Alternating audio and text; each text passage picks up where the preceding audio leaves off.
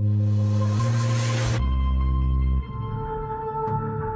am announcing today that the United States will withdraw from the Iran nuclear deal. La décision de Donald Trump pourrait embraser encore un peu plus la région. Iran, Irak, Syrie, Liban, Israël, Arabie Saoudite ou Yémen. Autant de zones de conflit où l'acteur iranien joue les premiers rôles. Depuis mars 2015, au Yémen, les chiites iraniens et les sunnites saoudiens s'affrontent par pays interposés. Une guerre qui a déjà fait près de 9000 morts. Je veux dire aux médias saoudiens et l'agresseur saoudien, arrêtez d'envoyer vos envahisseurs du monde entier et de les ramener ici. On sait ce qu'ils font. Ils ne sont pas en vacances. Nous allons les tuer. Nous allons les brûler.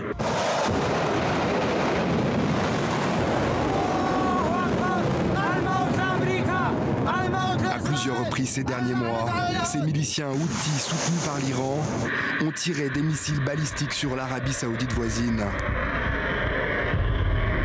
Des missiles interceptés en vol, comme ici en mars dernier au-dessus de la capitale saoudienne Riyad. Les dirigeants saoudiens et iraniens ne cessent de s'invectiver par médias interposés. J'ai vu que vous appeliez l'ayatollah Khamenei le nouvel Hitler du Moyen-Orient. Tout à fait. Pourquoi? Parce qu'il veut s'agrandir, il veut créer son propre projet au Moyen-Orient. Un peu comme Hitler, qui voulait se développer à l'époque. Beaucoup de pays autour du monde et en Europe n'ont pas réalisé à quel point Hitler était dangereux jusqu'à la guerre. Je ne veux pas que les mêmes événements se produisent au Moyen-Orient. L'Arabie Saoudite ne va pas se doter de l'arme nucléaire, mais si l'Iran développe une bombe, nous suivrons la même voie le plus vite possible, sans l'ombre d'un doute. L'Iran est aussi pleinement engagé dans le conflit syrien.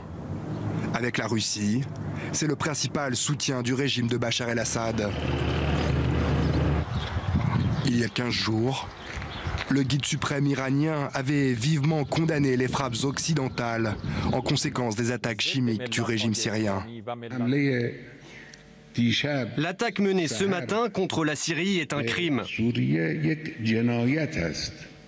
Je déclare que le président américain, le président français et la première ministre britannique sont des criminels. S'il y a bien un acteur régional qui se réjouit de la décision américaine, c'est Israël. Benjamin Netanyahou est le plus ardent détracteur de l'accord de 2015. Israël remercie le président Trump. Il a fait un geste historique. L'accord n'a pas repoussé la guerre, il l'a au contraire rapprochée.